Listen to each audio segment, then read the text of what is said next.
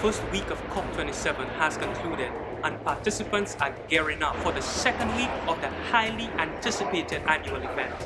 The international event seeks to stem the problem of climate change. So far, we've seen and heard from global leaders. You got three basics: solar, wind, geothermal.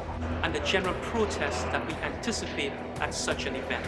You're promoting no solution! The OECS delegation has been actively participating in several high-level meetings and panel discussions as it seeks to build a better future for the region. What I'm in a position to announce is that work has already commenced towards the establishment of an alliance, a common alliance for the Eastern Caribbean.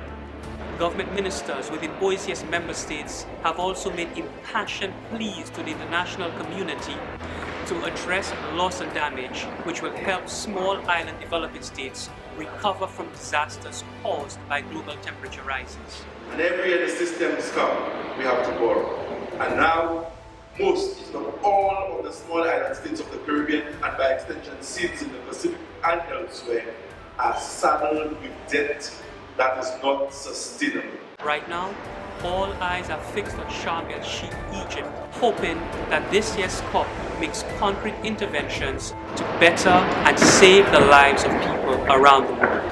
I'm a medical doctor from Switzerland, and my patients are already dying of the climate crisis today.